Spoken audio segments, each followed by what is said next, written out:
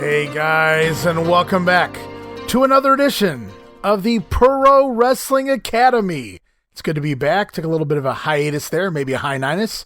I'm your co-host, Ray Russell, along for the ride here as I bring to you once again the host with the most, the man with the plan, the professor of PURORESU himself. Welcome back, Mr. Dan Ginnetty. Dan, welcome back to the PURO Wrestling Academy. Thanks for having me back. Class is in session, everybody. In session. Everybody pull out your... do they still use pencils in today's day and age, or everybody just have a laptop in front? I don't know how that works. But not that it's pro wrestling related, but oh my gosh, we get this list every year. 200 pencils or 100 pencils. It's totally ridiculous. I'm buried in pencils at home, and we never use the darn things. They're on these Chromebooks or tablets, right? Glorified tablets. I don't know what's going on. Heck, the kids can't even write cursive anymore. It's all going to hell. Thank goodness we've got podcasts to listen to. I think we have a podcast to do here, and we've covered a lot of ground in a very short period of time here on the show. But now things are getting good, right? We're in 1953. Things are picking up, picking up, baby, if you will, in Japan itself. In Japan proper now, right? So we've got a lot going on. So things are going to slow down. We're not, like you said last episode, we're not going to be able to tell you 70 years of wrestling history in one episode anymore. But I do promise everybody out there, things are getting really good at this point in time. Yeah, things are really starting to heat up. At the end of last episode, we covered what was, I believe, 9 months of Rikidozan wrestling in the States, for lack of a better word. LA, San Francisco, Hawaii. Well, that's going to come to an end soon because he's going to come back home and things are going to start moving back on the mainland in Japan. Yeah, we finished up December 1952, and we're going to pick back up here in just a minute. A couple more months of his very first full United States tour, I guess is what you would call it here. He's going to continue to work on the West Coast and then go back to Hawaii for a little bit. We'll talk a little bit more about that in a second. But I liked what you talked to me about off air. You referred to this as the three-headed snake right now. Of course, the names being obviously Rikidozan, but we also talked about a couple other names, Dan, if you want to refresh everybody's memory. Yeah, Masahiko Kimura and Toshio Yamaguchi, those two were the two judo guys that came up. They actually moved to Hawaii and started training before Rikidozan started training. Mm-hmm. And you're going to hear more about them because they're not going to be in Hawaii in the beginning of 1953. They're in Japan. They've got plans just like Rikidozan's got plans, except they're moving in a different way. All right. I like how you referred to it again off air as the three-headed snake, these three top guys, judoka, sumo, things of that nature. And now they're all becoming professional wrestlers, but they all have the same idea. All three of them want to become professional wrestling promoters, if you will. We're going to take a look into that and see the inception of all of that, hopefully this week as well on the program, as we get rolling with a brand new year here, Dan, of 1953. Yep, we made it to 1953. There are legends and stories about big, important pro wrestlers that Rikidozan faced. And in the 50s, accurate records are difficult to obtain and to verify. So there is information out there that Rikidozan had a draw with Count Billy Varga in Los Angeles on the first day of January 1953. But there's also indication that Varga was wrestling in a different state. Yeah, Galveston, Texas, yeah. Yep, so there's no way to verify. Those that were reporting him facing Billy Varga may have been just pumping up Rikidozan, saying, look, he's wrestling every major star you've ever heard of. It could be a million reasons, or maybe that information's wrong. But this is the kind of thing that you have to expect when you're talking about information or results that are now, 70 years old? Yeah, we're going back quite a ways. Yeah, accuracy is not going to be 100%, but it's okay. We live with it. We move on from it. So they have Rikidozan. There's some places reporting that Rikidozan wrestled Billy Varga on January 1st, as you said, but there's actual results in the papers, so I think this is more believable, that he worked 2 matches, that's Varga did, down in Galveston on the same day, January 1st, a win over Paul Bosch and a draw with Cyclone Anaya, which leads you to believe that it's likely Billy Varga was not in Los Angeles at that point in time. As much as I might like Billy Varga, even I have trouble believing that he could wrestle a draw, a win, and then get on a plane and shoot over to Los Angeles all in the same day to wrestle. So I'm going to call BS on that, but your mileage may vary. Let's just say that Rikidozan is still in America and he's still having matches, but on January 1st, it probably wasn't against Count Billy Varga. Right, yeah, and I think the first real result we have here of him is the following day, in January 2nd, Oakland, California. You know, I'm just looking here, you know, and I thought too, as we look through these results, Rikidozan's been wrestling a lot in the San Francisco territory, which was a Joe Malcewicz's territory, whereas the Los Angeles match, where they talk about Varga here, completely different territory, which it was originally promoted by the Darrows and Toots Montt. And then by this point, I think Cal Eaton even comes in. Obviously, if anybody recognizes that last name, Eaton, I don't mean Bob Eaton, but rather Eileen Eaton, who took over for Cal. And then, of course, the LaBelles, all in the family, they promoted there all the way up into the early 80s. So it was a long time Eaton/LaBelle type territory there in Los Angeles. But LA and San Francisco, 2 completely different territories for those who don't know. And we will see, I think Rikidozan does have a couple of LA results here, I believe. I'm not sure. We'll have to wait and see. But in general, it's hard to believe that he's jumping around day to day, LA to San Fran, back and forth. So again, it's much more believable that he's here in San Francisco January 2nd at the Oakland, California Auditorium. Yeah, highly unlikely he's going to wrestle for different promoters within the same week and bounce from one to the other and then back to. He might finish up with one and then move to the other. But we'll find out as we start going over these results from January 1953. Yeah, and just before we get going with the results, Dan, I just want to let everybody know, I know we spent a lot of time at the close of last show going over a lot of those results, getting over a lot of the talent, showing where Rikidozan honed his craft, so to speak, with all of the talent. And we're going to look at that for a little bit here at the top of this program as well as we close out his very first overseas tour. But then we've got so much other information to get into here this week on the program. Whenever you're ready, we can get going with that. We're ready to roll, brother. Okay, January 2nd, Oakland, California. He will get a win over Chick Garibaldi. All right, and you know what, Dan, before we continue on, I just want to point out anybody listening to the names as you run through them here, a lot of the names we're not going to give a whole lot of info for because a lot of these names are repetitive from the last episode because this is still the same tour, so Rikidozan working a lot of the same names, and we did cover a lot of these guys at length in regards to their career. We touched base on who they were and some of the things that they did throughout their career, so people like Chick Garibaldi, you guys can go back to the last episode if you haven't done so already and listen to more information on them and a lot more names here to come in these results. And we're going to hit on a few new names too, and we got some information about them, Dan, but I'll let you continue on. There are several dates between the 2nd of January and the 13th of January, which are established and confirmed. There are 5 matches he has in the California area, the San Francisco territory area. So this match is from January 1953, Marysville, California. Rikidozan's teaming with Enrique Torres and will go to a draw against the team of Fred Atkins and Ray Eckert. Which is a pretty solid team to go to a draw with. That is correct. They wouldn't have as much luck the next night when they are in Sacramento, California.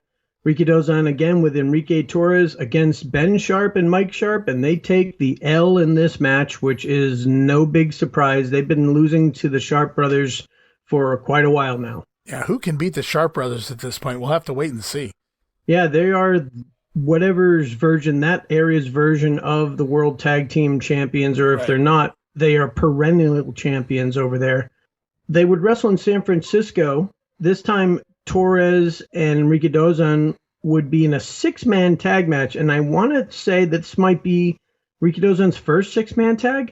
I don't think he did one last year in 52. I remember covering a 6-man, but I don't remember him being involved in it, so you could be right. He's teaming with Enrique Torres and Al Lovelock, and they would defeat the team of Lord Blears, Lord Layton, and Kay Bell. There's some big names. There's a lot of main event names. It's like, I'm sure it happened before we turned the year from 52 to 53, but looking at the names in every one of these matches, these are the major players. Yeah, and when I think of a person being in the position of Rikidozan, where he's already very aggressive, he wants to run his own show, he was already a high-level athlete before, coming into pro wrestling at that point, he doesn't have to worry about a lot of the stuff that a youngster getting into the world of pro wrestling might have to worry about, where they're still trying to develop themselves physically. Rikidozan was very well developed already, tremendous athlete already. He's learning how to put the matches together.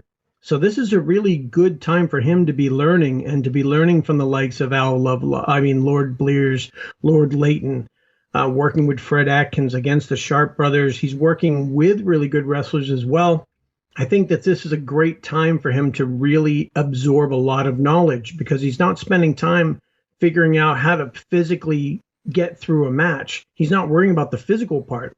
He gets to spend all of his time thinking about the moves. Why are you doing it? When are you doing it? He's getting the higher level stuff. It's like instead of a 100 college class on wrestling, he's at the 200 level or higher already, because he's already advanced. He's an advanced student, if you know what I'm trying to say. Oh, absolutely. And I see right here as we continue on, there's a couple more shows here without dates that took place in January. Stockton, Santa Rosa. He's continuing to team quite a bit here with Enrique Torres throughout the beginning of the year of 1953. And look at the opponents here. He goes to a draw with Blears and Layton. Again, he goes to a draw with the Sharpe Brothers once more, which is a pretty big deal. I mean, they're not doing the job, so to speak. So they're hanging in there against the world famous, or at least the West Coast famous Sharpe Brothers at this point in time. So lots of tag team matches on top of the card. And these draws are he's learning like to paint with a new color, where instead of learning how to take losses, now he's learning how to get through a draw with everyone being pushed and to the right level. Right. It's a different animal to go to a draw as opposed to a straight loss or a straight win. So Rikidozan continues to learn, and he looks like he's got great teachers in the ring on his side of the ring and on the other side. So let's go to that Stockton match with Enrique Torres, again, taking the draw we just mentioned against Lord Blears and Lord Layton. So we're back to regular tags out of the six-man tag. We go to Santa Rosa, California, Rikidozan and Enrique Torres versus the Sharpe Brothers. Hey, at least they don't lose this time. They get the draw. Yeah. So that's nice to see for them. And we finally made it to the 13th, a defined date, the 13th of January, 1953, Monterey, California, Rikidozan and Enrique Torres against the Sharpe Brothers. A second draw, 2 draws in a row, not too shabby. Right. So they're not alternating back and forth, draw, loss. They're getting closer and closer to potentially scoring a win here, if you're following the story. Yeah, it seems like somebody's paying attention. From 70 years later, it looks to me like they're trying to tell a story where Enrique Torres and Rikidozan are slowly approaching the peer level, a qualified contender against the Sharpe Brothers. Right. On the 14th of January, San Jose, California, Rikidozan and Roy McClarty and Enrique Torres will defeat the team of K-Bell, Jim Blood, and Ray Eckert. So that's a win for Rikidozan and company in this case. Mm-hmm. The 15th of January, Stockton, California, Rikidozan and Enrique Torres would win against the team of Lord Blears and Lord Layton by DQ this time. On the 16th, in Santa Rosa, California, Rikidozan and Enrique Torres would lose to the team of, guess who, Ben and Mike Sharpe. Well, so here's a loss after 2 draws. You can't get more than 2 draws against the Sharpe Brothers, apparently. You have to go back to the loss, and that's fine. Because Rikidozan already knows he's going to be heading out shortly anyway, so they can have their losses over in the States. He's going to try to make a name for himself in Japan. Modesto, California, on the 17th of January, Rikidozan and Sonny Kurgis will face Lord Athol Layton and Lord Blears, and they go to a draw in this match. Yeah, just real quick, Sonny Kurgis, I'd seen his name plenty in results, but I didn't know a whole lot about him. Born in 1925, started wrestling in 1948, so he's had a few years of experience at this point. Doesn't last that long, only about 10 years in the business. Started over for Al Haft, I do believe, over in the Cleveland and Columbus area, but really worked all over, and obviously he's here on the West Coast now, teaming a little bit with Rikidozan. On January 20th, Monterey, California, Rikidozan and Chico Garcia will lose to the team of Lord Blears and Lord Layton. 2 days later, January 22nd, Stockton, California, Rikidozan teams with Enrique Torres against the Sharpe Brothers. It's another loss. So 2 draws and then 2 losses against those pesky Sharpe Brothers. January 23rd in Oakland, California, Rikidozan is now teaming with Lord Layton. Which is interesting. Also interesting, they're facing the Sharpe Brothers. Not so interesting, they take another loss. So now Rikidozan's mixing up with other tag partners, trying to get a win over these guys, and he still can't get the win. And we'll see why here in a little bit. As you pointed out, his time here in this tour is coming to an end. So obviously, I'm not saying this is his final. He's won his final match, because that's simply not true. But at the same time, they're picking and choosing who Ricky's going over on at this point.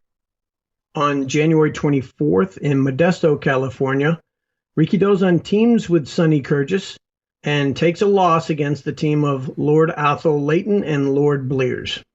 On the 26th of January, in Eureka, California, Rikidozan defeats Angelo Sistoldi. Mm-hmm. We've talked about him on last episode. We did. On the 27th of January, in San Francisco, Rikidozan and Ramon Cernandez will lose to the team of Lord Blears and Lord Layton. On the 29th of January in San Mateo, California, Rikidozan would defeat Ramon Cernandez, so he got angry that he lost the tag match, and 2 days later, he faced his tag team partner in the ring and defeated him. Exactly. So that'll teach you. One of your favorites here coming up. Oh, great. On the 30th of January in Santa Rosa, California, Rikidozan would defeat Dom Papaleo. Love it. On February 1st or 2nd, not confirmed, in Vallejo, California, Rikidozan would lose in a singles match to Fred Atkins. And we've already talked about Fred Atkins plenty on the prior episode. Yeah. He's a big wheeler and dealer. He is a major player in pro wrestling at this time, and he needs to be defeating Rikidozan. Rikidozan is not ready for Fred Atkins at this point. Totally agree there. February 3rd, San Francisco, California, Rikidozan would lose to Leo Nomalini, another major superstar, 2 straight falls, 13 minutes, 27 seconds in the first fall by pin. Second fall only lasted 1 minute and 25 seconds. You know, I do notice, too, 2 back-to-back singles losses for Rikidozan, who I don't believe has lost a singles match straight out since Hawaii and Tom Rice. So, that's what I was going to say, is there was only very few single match losses that he took, and to take 2 in a row, it almost makes you think that he's not long for California. Right. And what we would see next, and this is interesting, on the 4th of February, Los Angeles, California, Rikidozan draws against Chris Zaharia. So we were just talking about him jumping from promoter to promoter. Mm-hmm. He just left San Francisco to head down to Los Angeles on the 4th of February. Right. That's the one confirmed result anyway. Good point. This is all subject to change, as we know. February 6th, he's back in Oakland, and he's teaming with Lord Layton. And if he's teaming with Lord Layton, you know why he's doing it. He's going up against those pesky Sharpe Brothers, and they lose again. And the Sharpes retain the World Tag Team title to the surprise of nobody. You know, Rikidozan aside, man, I think I would have put down any money that they charged for tickets back then to see a Sharpe Brothers versus Blears and Layton match, because it seems like those were the teams to beat.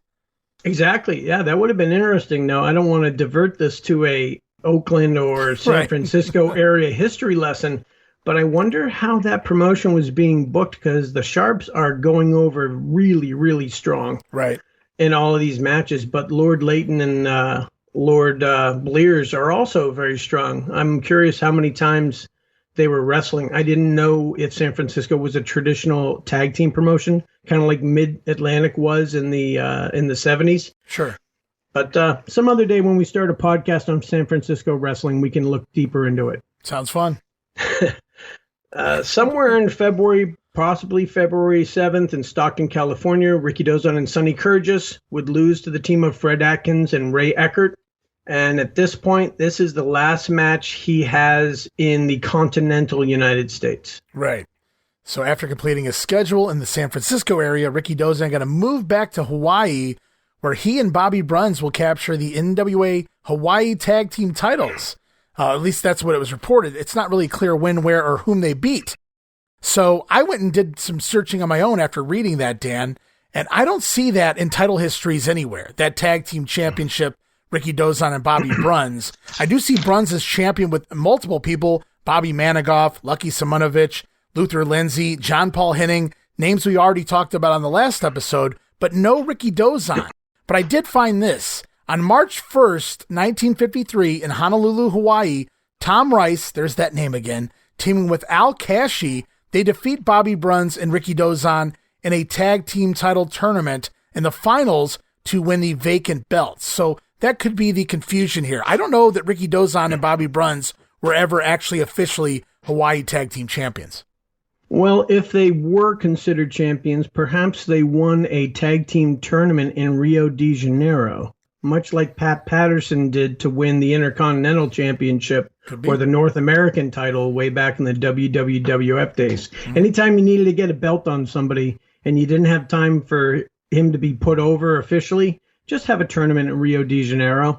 The fans buy it. Well, they used to anyway. Yeah, not so much anymore. But in February 8th, 1953, we're in back Hawaii in Hawaii now. Yep. Honolulu. And Rikidozan defeats Tom Rice. And if you remember from way back when, the last episode, he lost to Tom Rice the last time he wrestled him. So now Rikidozan is getting revenge over one of his losses, one of the few singles losses he had. Yeah, other than Atkins and Namalini, which just happened like a week before this, and obviously because he was leaving the territory in San Francisco, I believe Tom Rice was the only person to defeat Rikidozan, and immediately he returns to Honolulu, and one of the first things he does is avenge that previous loss. Yep, so now he's really only got 2 unavenged singles losses on his record coming out of this training excursion. As we know, or as you might remember from the results from the previous episode, Hawaii ran weekly. So February 8th was the show we just talked about. Next show, Honolulu, Hawaii on the 15th of February. Rikidozan and Bobby Bruns would defeat the team of Tom Rice and Al Kashi. February 22nd, again Honolulu, Hawaii, Rikidozan would go to a draw against Mario D'Souza. And on March 1st, in Honolulu, Hawaii, Rikidozan and Bobby Bruns would lose to the team of Tom Rice and Al Kashi. And that finishes Rikidozan's excursion to the United States. After this, he would head to the Haneda Airport in the afternoon of March 6th. He is back on his home turf, so to speak. He's on Japanese soil. During the time in America, he had over 200 matches. We only had those 3 singles losses. He had a bunch of tag losses, but it's hard to determine who was taking the pin. I'm going to suggest that he probably didn't take a whole lot of them, but he probably took his share. It is an impressive way to advertise yourself coming back to Japan saying, I had all these matches and only this many losses. So he's already kind of putting himself over with the time he spent in America as he returns to Japan. So that ends the training excursion for Rikidozan. Yeah, his very first tour of full-time tour of professional wrestling overseas in the United States, Hawaii, and San Francisco, apparently a little bit of LA too. But man, he worked the who's who really in talent. He really got to learn a lot about the professional wrestling business, not just working those singles matches against top stars, but all of those big tag team matches, not just learning the tag team format of professional wrestling, but really learning from everybody involved. He's learning from his opponents, but he's also watching his partner, if he's smart, and learning what to do and what not to do from his side of things. Yeah, the best phrase or best term I can come up to describe his experience is probably not a popular one in 2024, but he was groomed very well to be a wrestling star because he was learning from stars. So from March 6th, 1953, all the way to July 1st, 1953, nothing of note happens in Japan regarding Japanese professional wrestling, other than the fact that the 3-headed snake are all on the same island now at the same time. Right. Toshio Yamaguchi, Masahiko Kimura, and Rikidozan now are all on their mainland. And absolutely nothing is going on because Japanese pro wrestling still doesn't exist, folks. All this talking, all these episodes, and what we understand today as Japanese professional wrestling still doesn't exist. We are at the ground level. We are planting seeds that will grow to mighty oaks that become Japanese professional wrestling, but we're not quite there yet. July 1st is where something actually starts to happen. On July 1st, 1953, the Rikidozan Dojo, called the Rikidozan Wrestling Training Center, was established, and the Japan Professional Wrestling Association was also launched. And they would have a press conference about this, but they didn't have anything built yet. They hadn't even finished constructing the training center yet. This was more of a press release as opposed to a press conference. This was saying, hey, we formed something and we're building a training center. And that was the end of it. Right. That was it. So it's kind of like a letter of intent. He said, hey, things are happening. We're going to do stuff, and I've established the Japan Professional Wrestling Association. And that's it. That's it. That's all he has to say. From Rikidozan. That's on Rikidozan's side, Snakehead #1. But 2 weeks later, on July 18th and July 19th in 1953, Toshio Yamaguchi, one of the other heads of the Snake, actually has real shows in Japan. And it's under the name of the Japan Sports Federation. It is billed as judo versus wrestling, judo versus boxing, international competitions. He holds 4 events, one during the day and one at night on July 18th and 19th at the Osaka Prefectural Gymnasium. And they were titled Kita-Kyushu Flood Relief, East-West Heavyweight Pro Wrestling and Judo versus Boxing Match. That's a hell of a long name. They could have just went with WrestleMania or something along those lines. Yeah, can you imagine the printing costs for the size of the banner to fit all those words? Absolutely. But with Kita-Kyushu Flood Relief, it implies that the proceeds of this exhibition would go to help victims of the flooding in that area. Again, I'm not going to go that far, but right, that's my guess. I totally get you. And I've noticed that a lot, even when we go back to 51, a lot of these were relief shows. Supposedly the money was going to benefit something. Yeah, and maybe I'd have to know more about the culture. Maybe that's how you get to promote shows, is that you promote them under the auspices of some kind of charity event where, again, we are led to believe that the proceeds are going to help something as opposed to just simply being a night of entertainment. Right. So let's see, each event, first show starts at 1 p.m. and the second show starts at 6 p.m. on both days, the 18th and the 19th. The events consist of 5 judo versus boxer bouts, each going 2 rounds, and the main event is a professional wrestling bout. And these judo versus boxing matches were called Juken, and they were held all the time. We had shown some of these before, I believe. There was another promotion that was straight judo. Masahiko Kimura was trying to do it, where he was taking on all comers, and a lot of the boxers were really just people that were stationed on the military bases, right, and they were just trying to keep busy. So this Juken style match, judo versus boxing, continues to be something they think they can make money off of. They use it quite a bit in the preliminaries on all, and we saw that in 51 as well. Yeah, and how good are the boxers? Who knows? Maybe they're just there to put on a show, and that's perfectly fine for them, because if they want to get into pro wrestling, they need to realize that if you don't have the show, then there's no go. If you want to go full-blown shoot matches, you're going to find out that you're not going to have a promotion very long, because when your star gets hurt, you can't make money on your star. Right. And so let's see. They've got different levels of 4th degree black belts, 3rd degree black belts, a 5th degree black belt in the 5th match. I don't really have any information on any of these guys. No, yeah, they're just judoka. The judoka. They're just random, highly accomplished judoka against people that may or may not be real boxers. Correct. And I think that's about as much information and talking about they deserve. So we'll get right to the main event, a pro wrestling match, 15 minutes. I just want to be clear, this is the July 18th, 1 p.m. show. Correct. Okay. Yeah, that's the only of the 4 shows. That's the only one we have any information on. Right. So this is a 15-minute match, 2 rounds. Yeah, Toshio Yamaguchi and a former sumo wrestler, Kyo Mikawa, would face each other, with Toshio Yamaguchi winning by pinfall. And there's actually a report of some of the details of the match, presumably by an eyewitness. Mm-hmm. And this person reports, quote, the main event match of the day was intense with biting, choking with the ropes, brawling outside the ring, punching. But in the end, Yamaguchi pinned Kiyomisawa with a neck throw. After the match, Kiyomisawa asked for an extension, but Yamaguchi refused, which led to a frenzy of shouts and cushions flying everywhere. So there you go. You've already got your sumo. The night it rained cushions. It's over already. It started before it even started. The first professional wrestling show in Japan, and you've already got pillows being thrown. Right. Talk about a cliche. EC Dub. I love it, man. All the way back in 1953, everybody throwing their cushions. That's pretty proper, too. Everybody's got cushions for their seats all the way back in the 50s.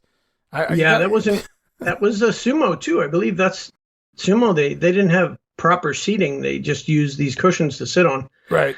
So this is what I have. The day was July 18th, 1953. Right. I want to say we'll talk about what happens next year. So we made it to the 18th and the 19th. We already talked about Yamaguchi having a couple shows. Well, check this out.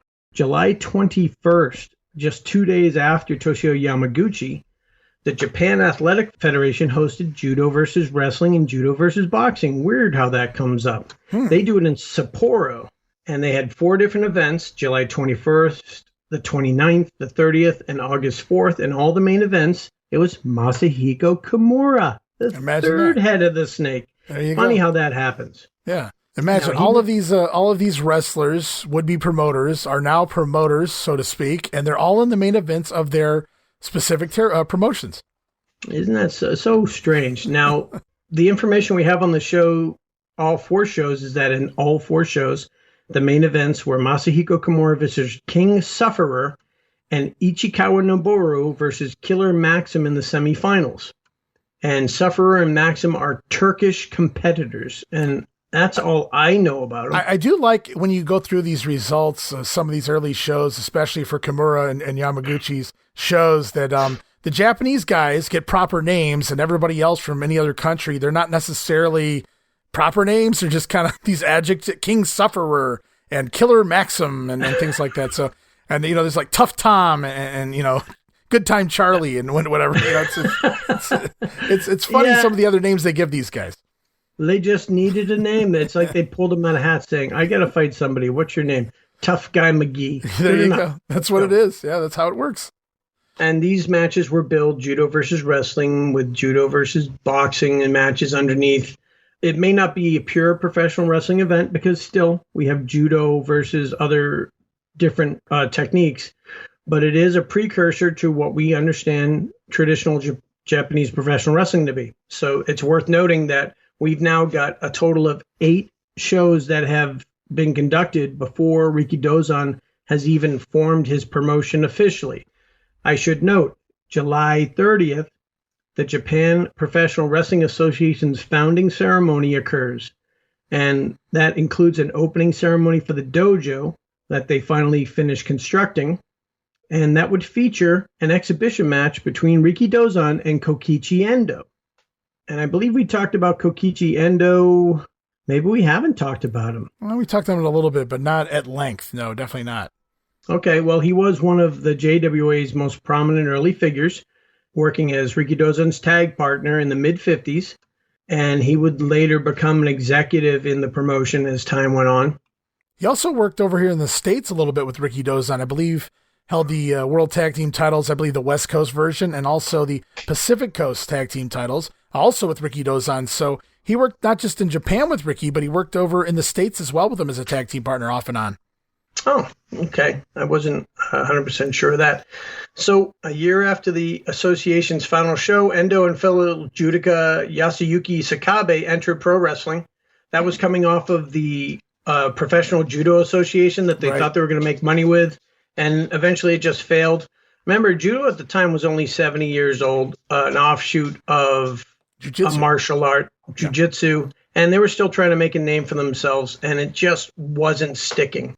But he was one of the Japanese athletes given a crash course by Bobby Bruns for that 1951 Shriners Club tour.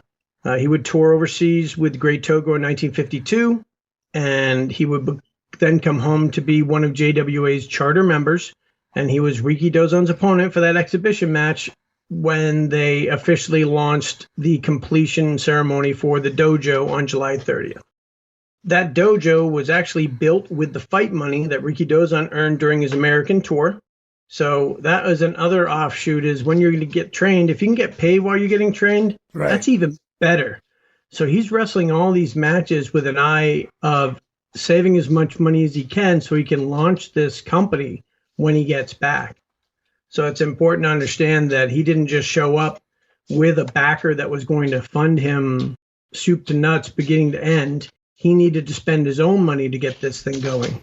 Yeah, he didn't just want to break into the business to become a professional wrestler. Obviously, from the get-go, he had eyes on being a promoter here in Japan, bringing this back once he learned the entire craft to bring it back to Japan. And all the while, like you said, it's nice to be getting paid fairly decent money, I guess, while you're learning the sport, so to speak. And then he comes back here and takes the money he saved up and creates his own dojo, creates his own wrestling promotion. And when he does create this promotion, it's already full of officials. The main officials of the Japan Professional Wrestling Association are Chairman Sakai Tadamasa, which is chairman of the Yokozuna Council. So that's related to sumo. Right. The chairman of the board of directors is Nita Shinsaku, and Nita is understood to be basically Rikidozan's money man. He is the main sponsor of what Rikidozan wants to do.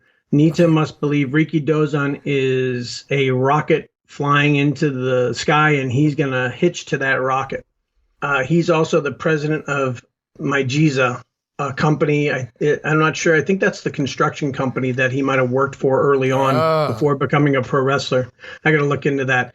Managing directors, there's two of them, Hayashi Hirotaka and Nagata Sadao. And advisors, what do advisors do? Owasa Tadao and Oda Kazo. But whose brother-in-law are they that they get handed the position of advisor? I love it. I don't trust them. At least they don't have names like Sweet Bobby and Gorgeous Johnny or whatever the hell we got coming up here on some of these results. That's true. And there's more advisors. Dawanumi Hidemitsu and Nagata Masaichi. So now there's two more advisors. Are those advisors to the advisors? Are they junior advisors? I believe they are also known as Yakuza. Perhaps. I don't know. That could very well be, because otherwise I'm looking at too many layers of management for a company that hasn't held a show yet. Yeah, good call. So let me go back here. I just want to separate this for everybody too real quick, Dan. So there's three promotions right now, so to speak. We know Rikidozan's got the JWA. Yamaguchi's was the Japan Athletic Federation. Okay. Now, Kimura was the Japan Athletic Federation. Oh, I apologize. Correct. Yamaguchi was running what was called the Japan Sports Federation. Right.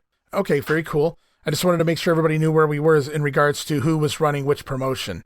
Yep. So we've got the three-headed snake, and they all have their own companies.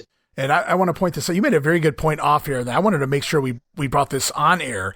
You talked about nobody had an established promotion at this point in time. It was every man for himself, and everybody had equal opportunity to thrive here and be the one that makes it.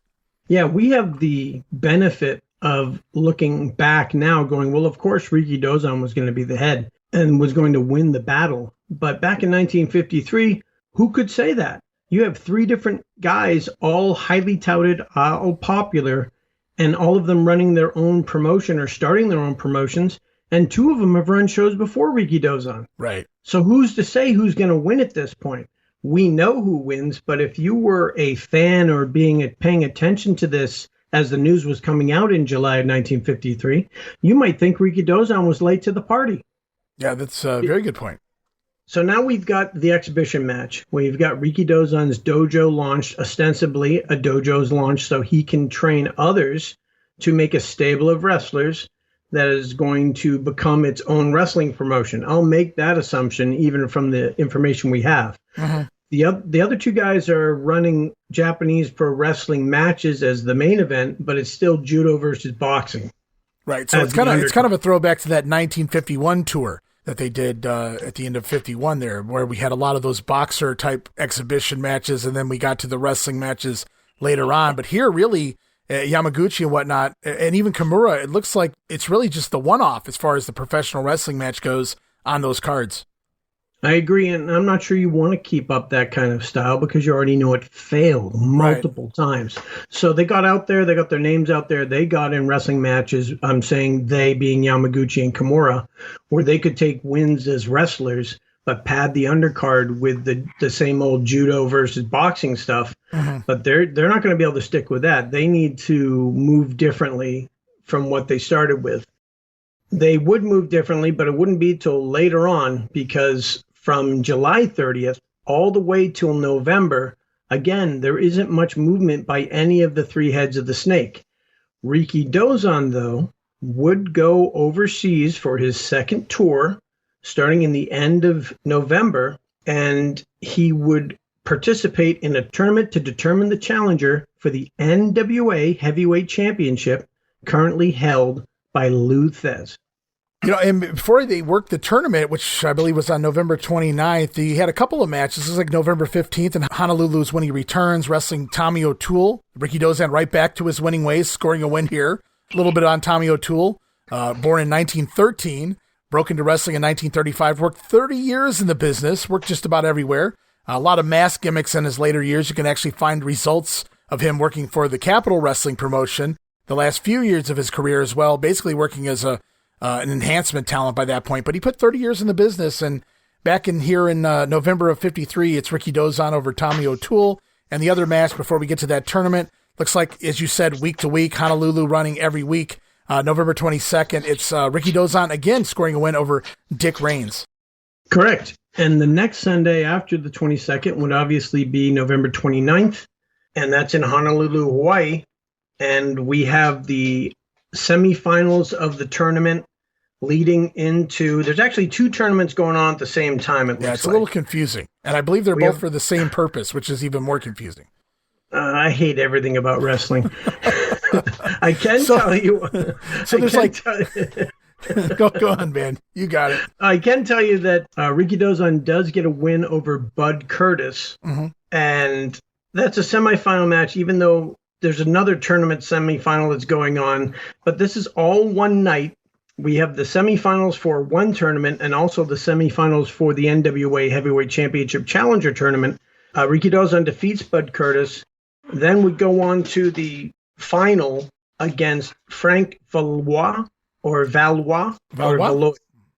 I think it's Valois. That looks French to me. Rikidozan. It's French. He's the man who found Andre. So yeah. Oh gosh, that's fame. Right. Yeah.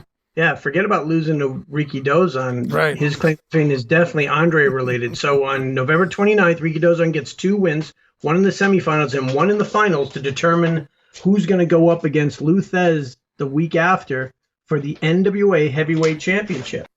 So with the win against Frank Valois, Rikidozan now gets a shot against the NWA World Heavyweight Champion Lou Thesz next Sunday, December 6th.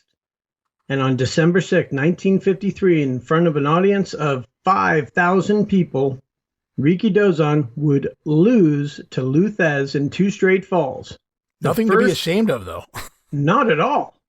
The first fall, 43 minutes, 0 seconds with a pin. He gets pinned by Thesz. And the second fall takes 22 seconds. The description I have is match abandoned. I don't know if that's that a forfeit. means... I'd have to go back. The video footage is out there from this match. I don't know if it's in completion, but I'm very curious now that I see it, that it's worded like that. Like you said, match abandoned. I'm just guessing here. Match abandoned could possibly be interpreted as ring out, maybe? Yeah. Would that be a DQ? I don't see a pin. If it's not a pin, it's got to be something else, or maybe a doctor call. We have video, but I don't know if we have video of the finish. Either way, it's two straight falls for Lou Thesz. Rikidozan wrestles him for almost 44 minutes. Not a bad way to go in 1953 when this guy is still in his second year of full competition in the world of wrestling. Working the World Heavyweight Champion in the main event. Hell of a way to go out. And you get 43 minutes. So he certainly had plenty of time to go out there and learn from one of the best. Absolutely the best back in 1953. And that was back when Thesz was going, do I really need to wrestle anymore? Do I need to hold the mantle of the NWA Championship? mean, by the late 50s, he was looking to get rid of it so he could move on. So at this time, Lou Thesz is everything because the NWA is still in its infancy in 1953. So it's important that Lou Thesz is able to go around the world and represent this NWA World Heavyweight Championship. He's still kind of establishing it in a way or putting it over. Right. Because it's only 4 years old at this point. Well, TV is just coming into inception as well. So, I mean, everything's really starting to take off all at once, and that's why Lou Thesz was such a big deal. He was great at what he did, and everything's kind of changing at the same time. And like you said, Thesz had done it all by this point, but he's going to continue to do so. But I just thought it was amazing that Rikidozan goes from not working the majority of the year and then coming back and immediately getting a world heavyweight title shot. And that's something that we should probably mention in regards to this three-headed snake and the different approaches Yamaguchi, Kimura, and Rikidozan had to kind of establishing themselves is that although Yamaguchi and Kimura moved to Hawaii and lived there for a while they got some training, the one thing they didn't do is they didn't go on this extended tour like Rikidozan did. And not only does that allow Rikidozan to get trained, but it also, he gets face time with the promoters in LA, the promoter in San Francisco, the promoter in Hawaii, that he's an upstanding citizen, he can be trusted, and he can make money for them. And if you're looking down the road at someday forming your own promotion, you can have a dojo and train your own guys, but you're going to want someone for them to wrestle.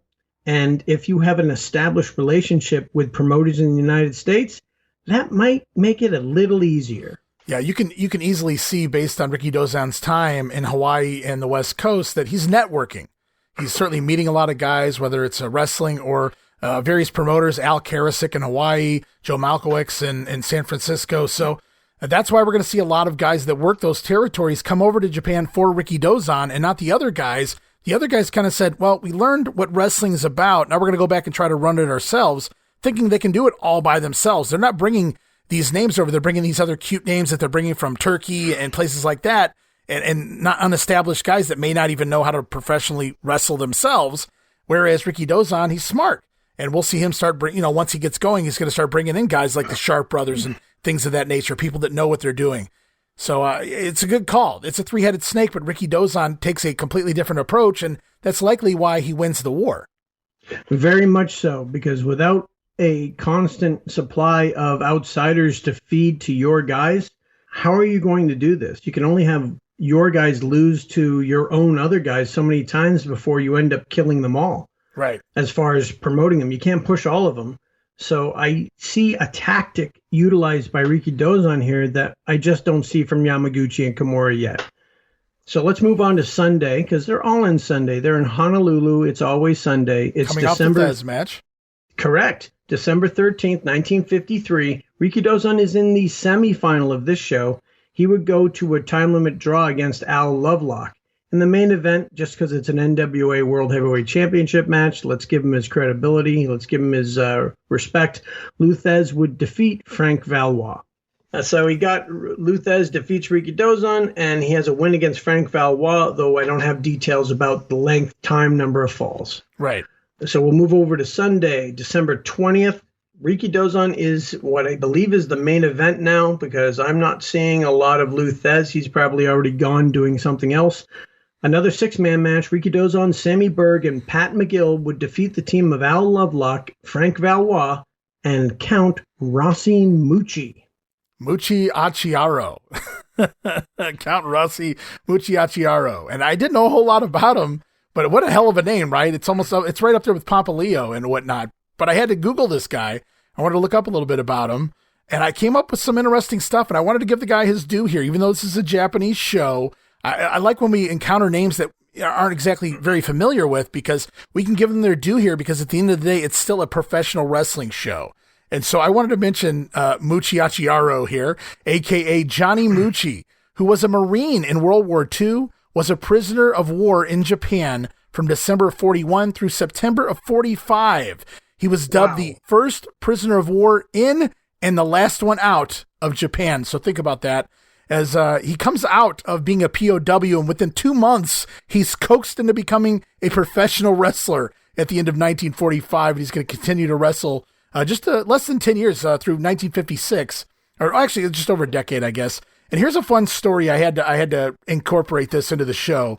So Count Rossi Mucci, or Johnny Mucci, if you will, he joined the Marines in 41, as I said. He was taken prisoner of war, held at the main camp in Osaka, I do believe. The story goes on that he actually knocked out, at one point, 18, these Japanese prison guards. You know, they would have their way with the prisoners of war. And so at one point, you know, they started having fights with Mucci. And it got to the point where he had actually knocked out 18 of the prison guards. So when he came back, he had a little bit of celebrity status. He was known as the man that knocked out 18 prison guards in Japan while being held captive over there. I can't believe they allowed him to live after that. Yeah, that's a very strange setup.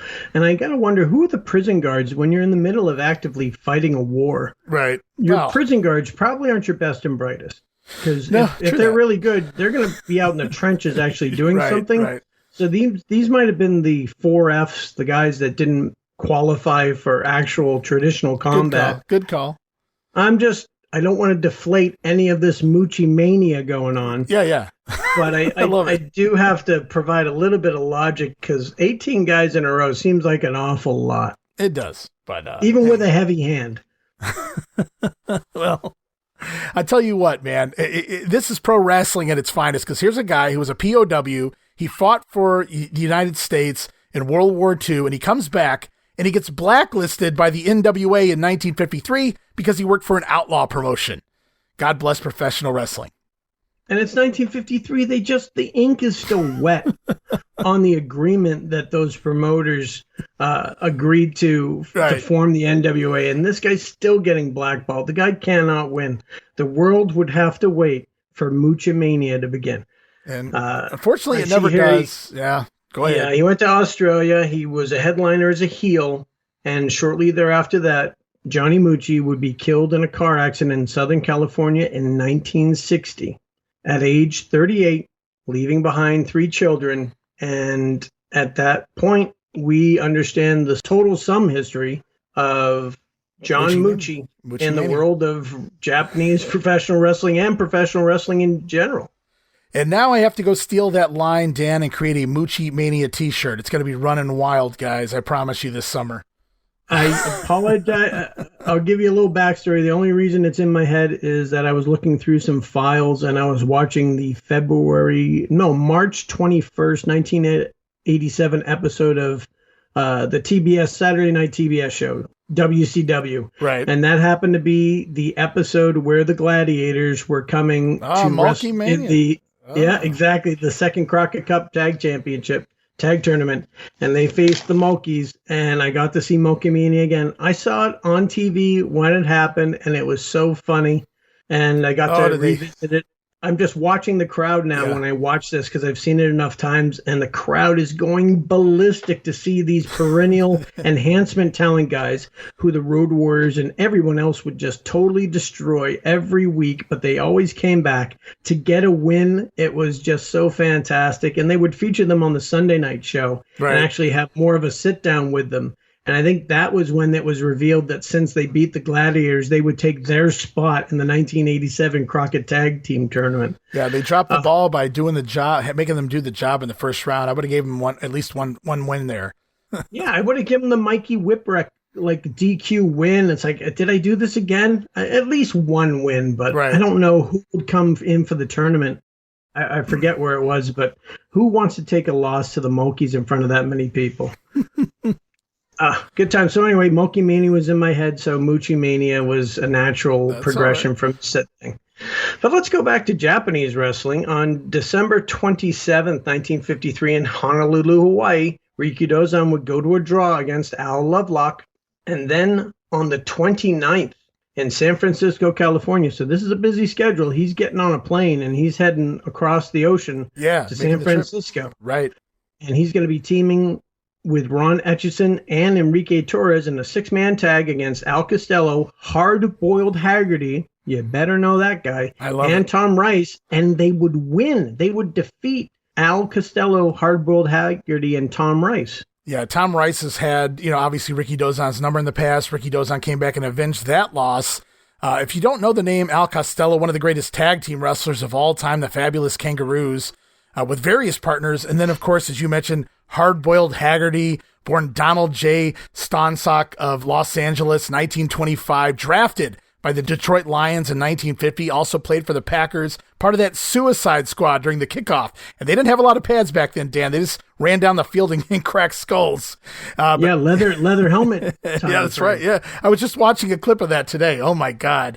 Wrestled, though, from 1951 to 1973, spent lots of time in Canada and the United States, but really all over, but his claim to fame, 1960s and early 70s in the AWA, working for Vern Gagne. He has spent his final couple years in Hawaii enjoying the sun and the beach in between wrestling. Held titles pretty much everywhere: San Francisco, Hawaii, Texas, Toronto, Vancouver, Los Angeles, of course, the AWA. And then post-retirement, he went off to Hollywood, featured in over 100 TV shows, 35 movies, and over 40 commercials. Has an awesome Meineke muffler commercial from the 80s, guys. Go check it out. I love it. Hard-Boiled Haggerty, a cool name and a really cool look. Yeah, I think I've seen him in 20 of those 40 commercials. It's possible. Because I said, look at this big guy. And then this is when I was much younger, I found out he was a pro wrestler and said, makes sense. He looks like a big tough guy, especially compared to those Hollywood types that are so tiny and emaciated and small that a legitimate athlete looks absolutely enormous compared to most of the Hollywood guys. Mm-hmm. That's your Hard-Boiled Haggerty update for this week. All right. Looks like we got one more piece of business here as far as Rikidozan results here in 53. Yep, it's December 30th in Marysville, California. Rikidozan would defeat Juan Humberto, and that end his time in the California promotion. I'll have to verify that. It certainly ends the year of 1953. So if we're to look back on 1953, big year in Japanese professional wrestling. You've got Rikidozan ending his first excursion.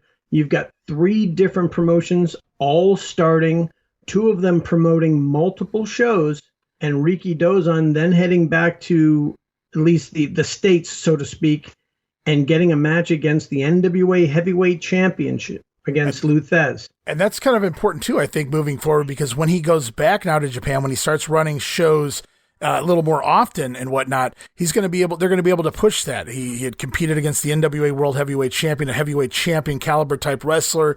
There's obviously going to be some information out there on Lou Thesz, the name. So I think that really helps play into just his push as the top competitor in Japan, in 1954. But I also look at this as, when we first started looking at these, oh my God, Yamaguchi ran a show before Rikidozan. Oh my God, Kimura ran a show before Rikidozan. But at the end of the day, he was the smart snake in that 3 heads, because he kind of sat back and said, you guys go ahead and rush in. I'm going to do this thing the right way. So while we're looking at it, and maybe some of us, including myself originally, were going, why are you waiting, Ricky? Why aren't you, attacking this thing? Don't let these guys get a jump on you. But he did the smart thing. He realized that maybe we're not ready to do this thing the right way yet. We got to get everything set up after these other 2 guys run. Then he's going to do his thing. And I think that worked out for him. I think it did too. And let's not forget, with all those 240 matches over 18 months in America, one other thing he got exposed to a lot of was something called promotion.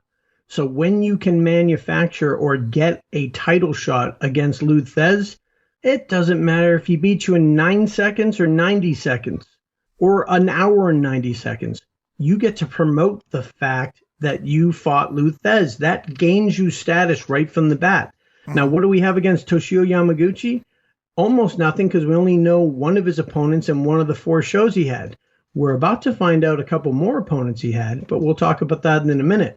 So if you think about the soft skills regarding pro wrestling, meaning having a steady flow of talent coming into your promotion, being able to promote yourself as being meaningful and valuable and something worth watching, Rikidozan seems to have it all over Yamaguchi and Kimura at this point, because he's laying the groundwork, the foundation for a successful promotion by elevating his own status, as opposed to saying, I'm a tough guy, let's just go. He's wrestling some of the all-time greats in the world of wrestling, and he's winning some of these matches. He's doing the hard work of promoting himself So he returns the conquering hero, where Yamaguchi and Kimura are taking a different track towards that. Right. So before we end the year of 1953, we should mention that in December of 1953, Toshio Yamaguchi held his second professional wrestling event on December 8th and December 9th. He would have 2 shows in Osaka Prefectural Gymnasium.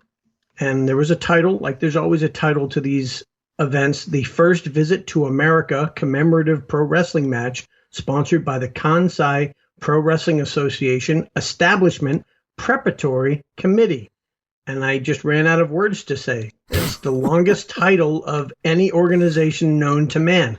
All of this is happening before the All Japan Pro Wrestling Association would be established. I gave it away. That would be Toshio Yamaguchi's promotion that hadn't even been formed yet. So this one was sponsored by the Kansai Pro Wrestling Association. The 2 shows, December 8th and December 9th. We have information. We don't have attendances, but in the main event, Toshio Yamaguchi, 7th degree black belt in judo, would defeat Sandor Alex from Turkey. And Sandor Alex is introduced as a former Mediterranean Coast heavyweight champion. Mm-hmm.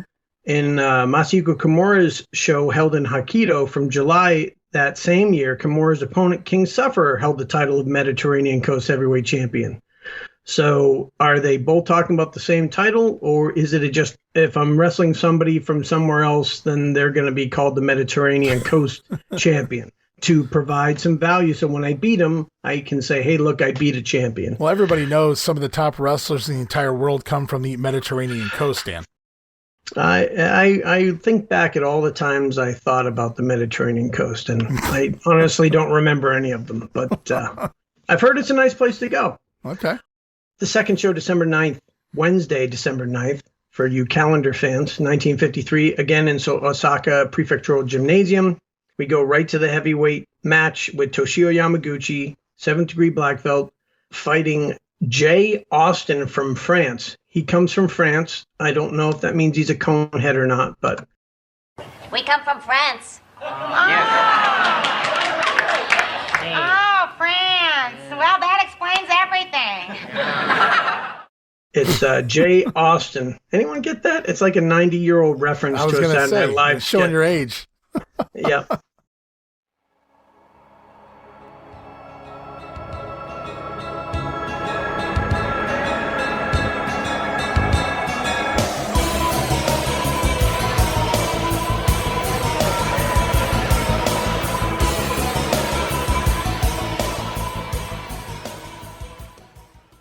Hey guys, Ray Russell here, curator of the WrestleCopia Podcast Network, inviting you guys to listen to many of the programs here as part of the WrestleCopia brand, including, but not limited to, the Wrestling Memory Grenade, currently covering the 1988 and the WWF project. You can also listen to the Regional Wrestling Podcast, where we talk the territories, whether it's Jamie Ward with Georgia 81, Roman Gomez with the UWF in 1986, or Gene Jackson covering Memphis in 85. 3 projects going on right now over there at Regional Wrestling. You can also listen to the Wrestling Stoop with the legend himself, Bob Roop. Bob goes back in time each and every week, covering not just his career, but countless stories and interactions with hundreds of wrestling names spanning his 2 decades in the business. But that's not all. You can also check out the PURO Wrestling Academy with the professor of PURORESU, Mr. Dan Ginnetty. Dan and I go back in time and cover the history of Japanese professional wrestling in the English language. And you can listen to all of those shows and more, all part of the WrestleCopia Podcast Network, located over at WrestleCopia.com. That's WrestleCopia.com, and anywhere your podcast streaming needs are met, from Apple to Spotify, Pocket Cast, and beyond. And while you're at it, why not subscribe to our social media guys for all the latest goings on here at the WrestleCopia Podcast Network. Plus, I'm constantly adding old school video clips and pictures from throughout wrestling history. You can follow us over on X, formerly Twitter, at Wrestling Grenade. That's at RASSLIN Grenade. Also, follow and like me, Facebook.com/Wrestling Grenade. And why not subscribe to YouTube.com/Wrestling Grenade. And of course, now would be a fantastic time to become a WrestleCopia patron. I'm talking about that $5 all access tier over at patreon.com/WrestleCopia. That address again, patreon.com/WrestleCopia, where you get so many gifts for just $5, including all of my insanely detailed show notes for every episode of The Grenade Show, Regional Wrestling, and the Monday Warfare podcast. You'll also get early access to a lot of the podcasts here on the WrestleCopia brand, where you can listen days and sometimes as much as a week earlier than the rest of the listeners. We also offer remastered versions of the earliest episodes of The Grenade Show covering the 1989 NWA project. Includes enhanced sound quality, plus new content and conversation never heard before. But that's still not all, guys. You also get at least a dozen digital downloads for your viewing and reading pleasure each and every month, plus random bonus video drops, and of course, the Patreon exclusive Watch Along series covering many past WWF and WCW events. And if that's not all, videocasts, also now a part of Patreon. And for those who like all of their podcasts in one nice, neat little pile, the WrestleCopia Patreon also offers a Patreon exclusive Spotify account. You can actually go over to your Spotify with your WrestleCopia Patreon credentials. Instead of listening or downloading directly from Patreon, you can go over to Spotify, listen to all the latest shows, including all of the early releases. And you get all of that and so much more for just $5. No subscription, cancel anytime. Give it a try for a month, guys. I think you'll like the content that I offer, and every penny of it goes right back here into paying the bills. So if you're looking to support that next up-and-coming podcast brand, please consider making it WrestleCopia. Help me pay some of the bills to keep the WrestleCopia Podcast Network and all of the great shows here up and running for the months and the years to come.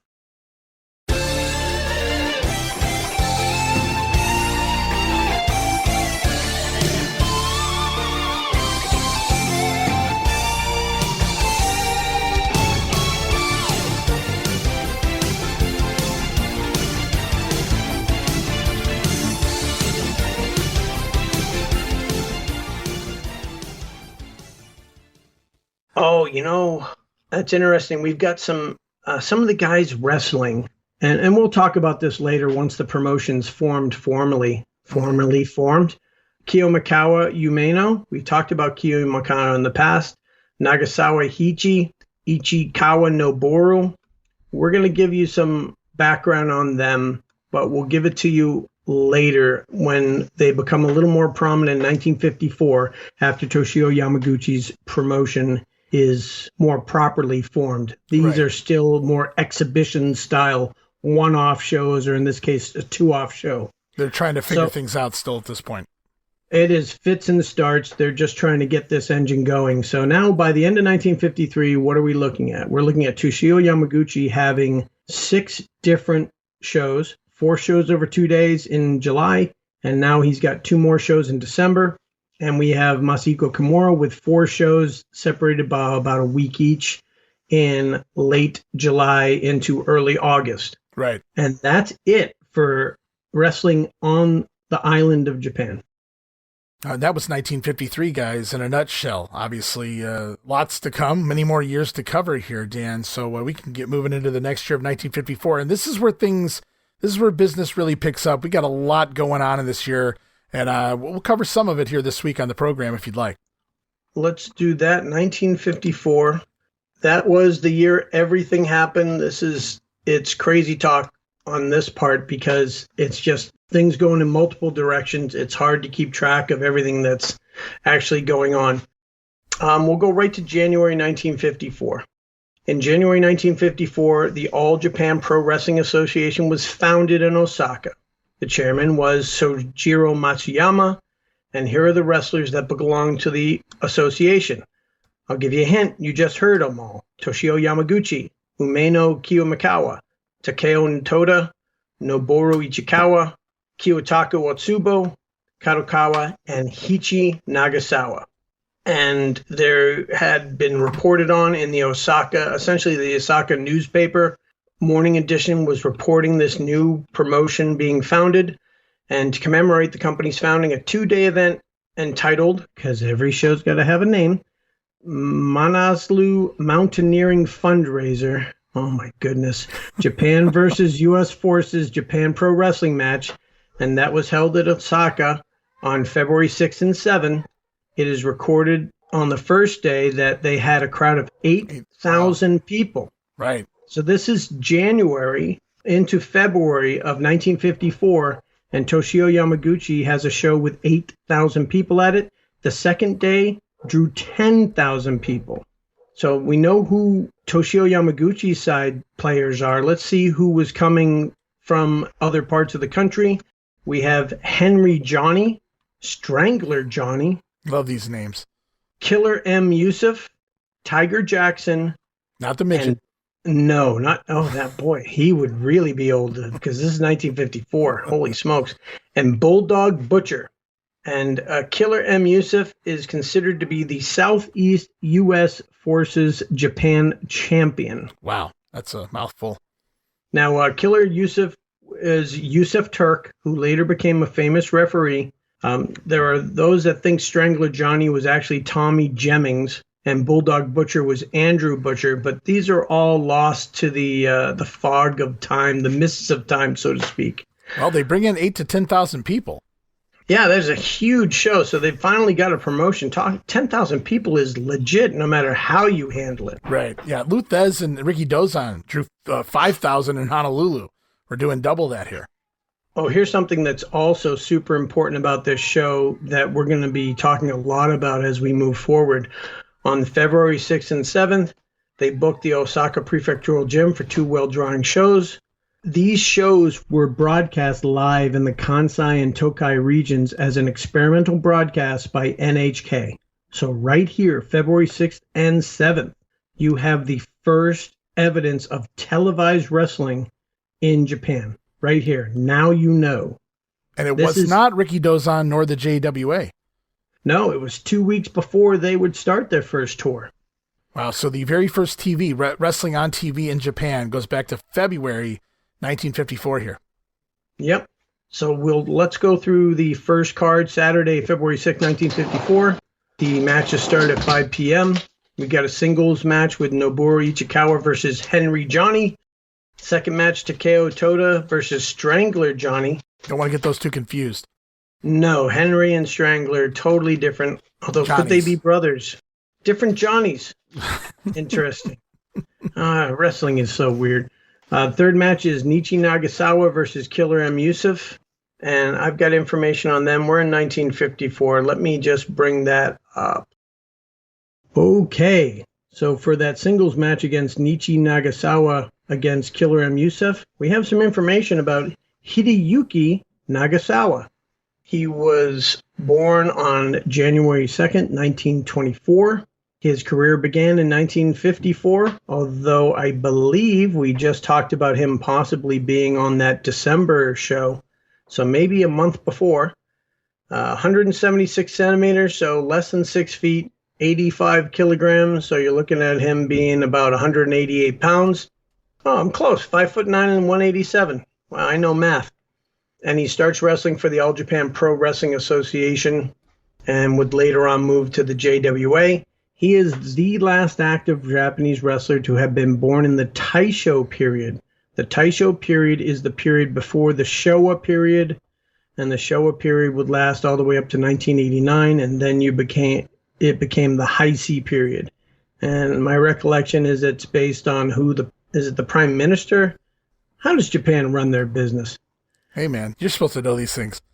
This is Japanese It was the wrestling. Emperor back in the day, right? Emperor, thank you, Emperor. I don't know. Anywho, he was a wrestler who left sumo for the military. Nagasawa did not return to Tokyo when he was demobilized from the military. He became a salaryman in Osaka, and he competed for the corporate sumo team. So it looks like these companies have sumo teams the same way in America a company might have a softball team. Wow, okay. And they have friendly competitions. The things you learn. But he did return to professional sport when he joined Toshio Yamaguchi with the All Japan Pro Wrestling Association. He was recommended to kind of be the guy that takes on all comers. If you're familiar with that angle in American pro wrestling, where they get a legit tough guy and he beats up the drunken cowboys who try to get in the ring thinking they can wrestle. That's the role that he was used at when he was wrestling in his days. So he was like Bob Roop or something. Yeah, he was the Japanese Bob Roop. We're now claiming that Hideyuki Nagasawa, we can change his nickname to the Japanese Bob Roop. Roop Johnny. Yeah, everyone's going to have a Johnny name. So let's talk about his opponent, Killer Yusuf, or Yusuf Turk. Right. He was one of wrestling's earliest comic wrestlers, and then a referee, and then a booker. He's half Japanese, son of a Turkish trader, so maybe that's where they got the Turkish guys from. He was born in Toyohara. 1938, family moved to Shibuya district in Tokyo. He would get into a combat sports on Juken shows, which pitted judoka against boxers, which we know plenty about already. Right.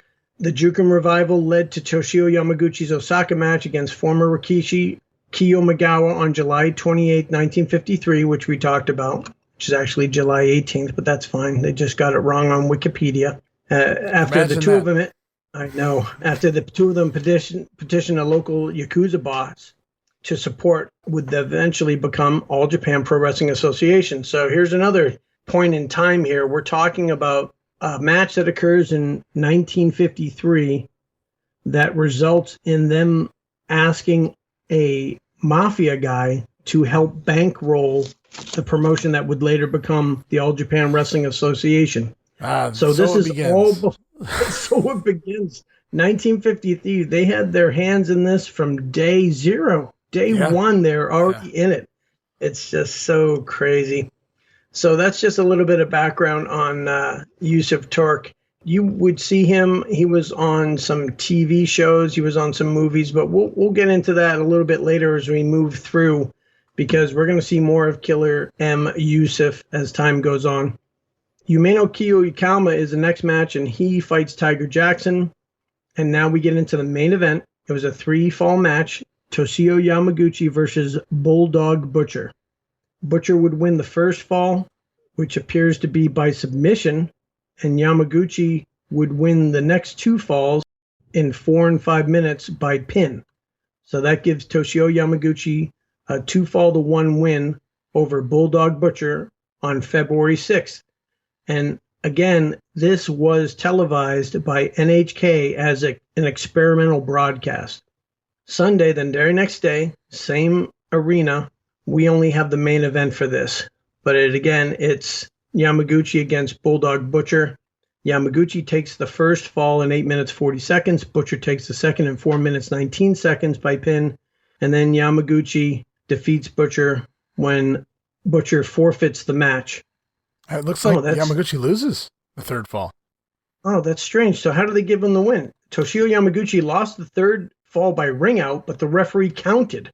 So a rematch was immediately decided. However, Butcher refused to continue, so Yamaguchi is declared the winner. Wow. So we're going to extra innings here? Am I looking at something akin to a Dusty finish in February? It's in public, if you will. In public, yeah. I'm looking at this. Yeah, I see the first fall makes sense. Pinfall. Second fall, pinfall. Third fall. This is odd because it says Yamaguchi lost the third match by ring out, which I'm assuming is count out, but the referee counted, it says. So a rematch was immediately decided. So technically Butcher got robbed because it sounds to me like he won 2 falls, but they said, no, we don't want to do it by count out. We're going to continue the match. But Butcher says no. And so he loses by forfeit. So really odd finish, but again, it's the inception of wrestling, so we're going to see all kinds of weird things, I suppose. No shortage of screw job finishes, even in 1954, it looks like. I think if Bret Hart was there, he would have called it a schmoz. Oh, poor guy. But these 2 matches, back-to-back nights on TV, and the same match both nights. I don't mean they wrestled the same match, but the same 2 competitors. Correct. And again, we're seeing wrestling on TV. And it wouldn't be until the 19th of February that the first traditional tour would begin. And we can get into that if you like. It is called the Pro Wrestling International Big Competition, which they actually use this title for several series, so I hate them. But it is JPWA's first tour. Now, who's booking this tour?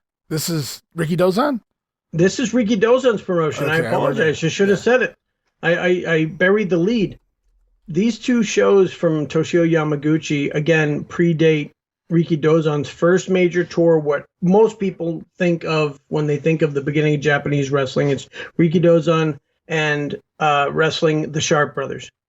But we've taken you through 3 episodes, and we're still not there yet. We're just now getting there. And we just talked about Yamaguchi having 2 shows right before it, both of them televised.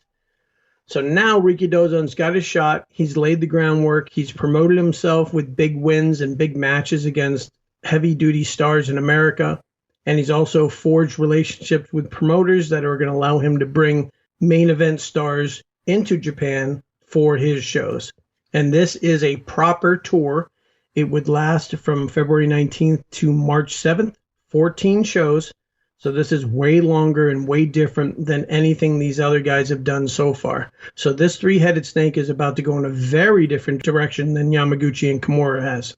The only foreigners they're bringing in are the Sharpe brothers, Ben and Mike Sharpe, Bobby Bruns, who basically trained Rikidozan in the very beginning, Bobby Mumphrey, who I think might be a military guy, and Jimmy Glard or Gulak. And he's only in on, I think, 1 date of the entire tour. So you're really talking about the Sharpe brothers, Bruns, and 2 guys we're not really sure of the origin of. I certainly don't know who they are. Yeah, we've seen plenty of the Sharpe brothers. We talked about them. They worked all over, but most specifically here on the shows we've been covering in the San Francisco territory. And then, of course, Bobby Bruns, who did the crash course. He taught a lot of the guys that worked that 1951 show. They showed him some pointers. And he also worked with the guys that decided to come over to Hawaii and stay for a little bit, kind of taught them how to wrestle. And Bruns had a little bit of a piece of the pie, I do believe, in that Hawaii territory when Al Karasick was running it there, which explains a lot. And he finds himself over here on this tour once again. He's the only one that returns from that 1951 tour. Yeah, he is the only one that comes back. All right, let's get to it. Now, we've talked about those 2 shows that were on TV, Toshio Yamaguchi. The first one drew 8,000. The second one drew 10,000. This is Rikidozan's first match, first tour, first show of his first tour. On TV. It's on TV, too, and it is recorded live. It is broadcast live. It's February 19th, 1954, in Kokukian. It draws 13,000 people, wow. A sellout. It's on live on NHK, which is the National Public Network, and on Nippon TV. The opening match, Yumeyuki Kiyomigawa goes to a draw against Terufusa Toki. I don't have a lot on them. The second match is Mitsuo Surugaumi defeating Akira Nagasawa with a leg lock in 16 minutes, 20 seconds. I do have information on Surugaumi. He was the first junior heavyweight champion in PURORESU history. He was a charter member of the JWA, which we know this by being on the first show. He was in sumo through the Kansai Association. He joined sumo, but the stable folds in December 1937. So he has to go to a different stable in 38. But eventually injuries would derail his career. But before he left, he was nicknamed the Blue Devil.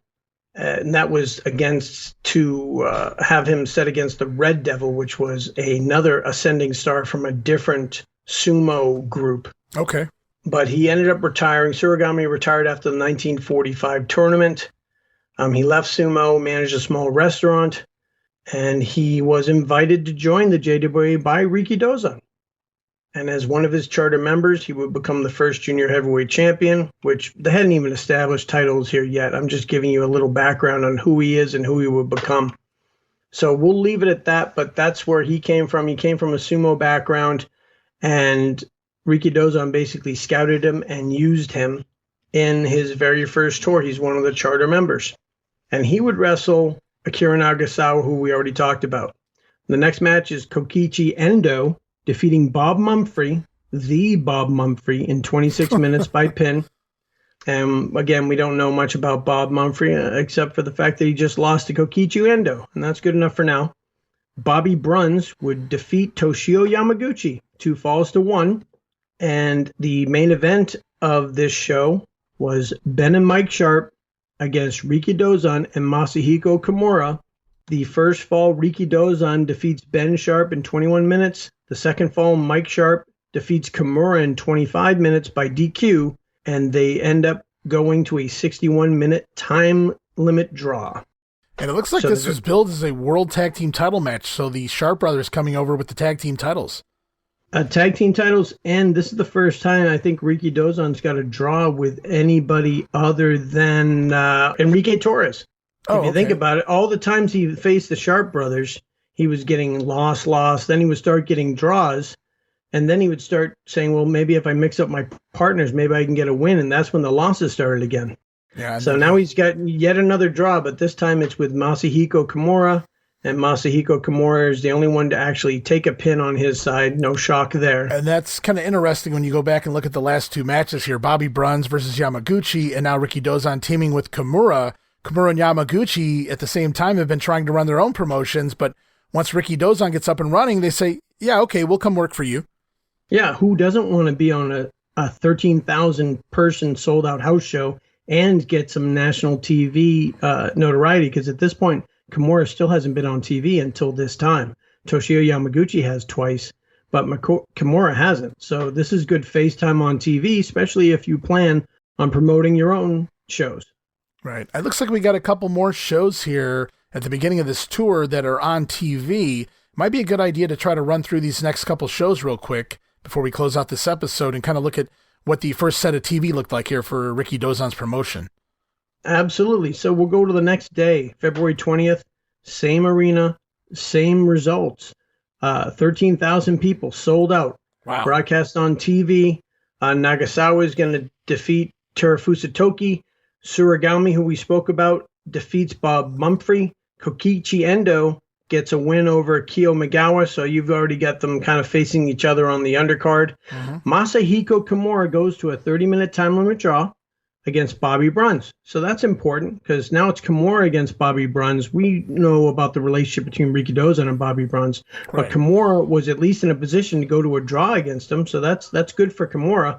Toshio Yamaguchi would not fare so well. Mike Sharpe would defeat Toshio Yamaguchi in the best of 3 falls match, 2 falls to 1, and Rikidozan would defeat Ben Sharpe in a singles match, 2 falls to 1. Sharpe gets the first pin, 21 minutes. Rikidozan gets the pin on the second fall, 4 minutes, 30 seconds. Rikidozan gets the third fall, 10 minutes, 20 seconds pin. We got Rikidozan finally beating a Sharpe brother. I did notice too, even though he's been working, so to speak, against Yamaguchi and Kimura in regards to trying to run promotions here in Japan, he does notice their talent or their name value or whatever you want to call it here, because immediately upon using them, they're thrown right away. Obviously, Kimura teamed with Rikidozan in the main event of the first night of TV, but here even in the second night, Yamaguchi, Kimura, they're in the semi-main event matches. So he certainly sees where they belong on the card in regards to the name value or what they might bring to the table in regards to everyone else that's working the undercard.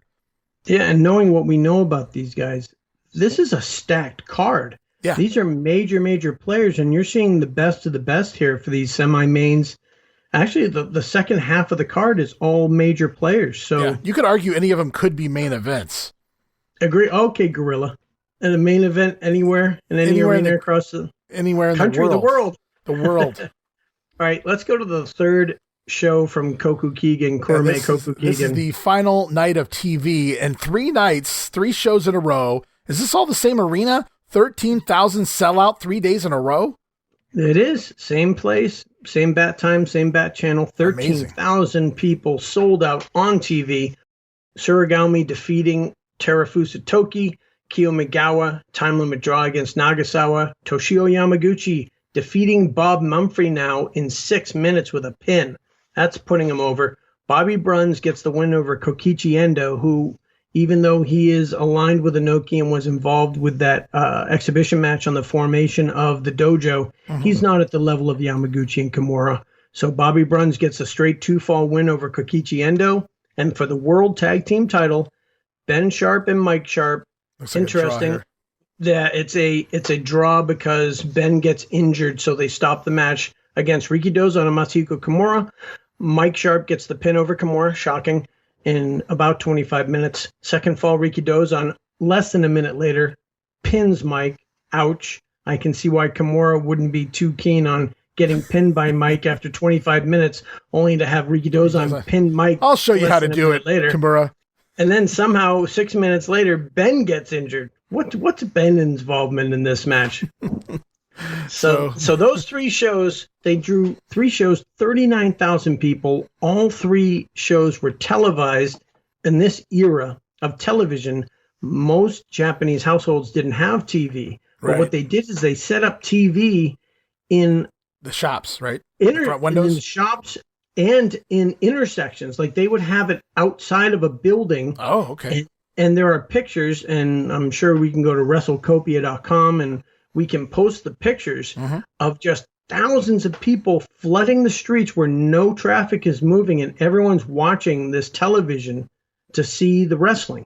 Wow. It is a phenomenon, and it's 1954, and they set it up right, I guess, because it is a huge event for them to be seeing all of these wrestlers fighting Rikidozan, fighting Masahiko Kimura and Toshio Yamaguchi. If you think about this just for a minute, professional wrestling still in its very early stages here in Japan. So to be able to sell out back-to-back-to-back shows, 13,000 fans, 3 nights in a row to the same building in the same city, to a sport that really hasn't really been completely established yet in your country. I mean, you're doing some good promoting somewhere. Yep. Now, to be fair, for the television viewers, that first broadcast on February 19th, it only had the final 2 matches, which was Yamaguchi against Bruns and Rikidozan and Kimura against the Sharpe Brothers. So it just had the last 2 matches, but it covered an hour and a half time slot. The second show was aired. These are all aired live. So it was February 20th. That had the Toshio Yamaguchi versus Mike Sharpe best of 3 falls match. And it had the Rikidozan versus Ben Sharpe. So Kimura, after taking the loss in the tag team match on the first TV episode, is shut out on the second episode where he's not even on it. Right. And then on the third straight show on the 21st, you've got Yamaguchi against Mumphrey, Kokichi Endo against Bruns, and you've got Rikidozan and Kimura versus the Sharpe Brothers. And that was a 3-hour time slot. Wow. So this is commanding a lot of attention, a lot of time and attention for NHK, which was a fledgling station who only 2 weeks ago was having test broadcasts to make sure it worked. Wow. And now you're having a 3-hour time slot for a wrestling card. Yeah. Wow. That's amazing. Things happen fast in Japan in 1954. I had a listener and a follower ask me on Facebook. He said, Ray, what is with the Sharpe Brothers? Why were they so huge in Japan? And I think the answer is right here. From the inception of professional wrestling on TV in Japan, they were in the main events. They were taught immediately in Japan that these guys are the real deal. The World Tag Team Champion, Ben and Mike Sharpe. So that kind of lends a little bit of more credibility here as they're going the distance with Rikidozan. And he can't seem to get one over, at least in the tag, for the titles anyway at this point.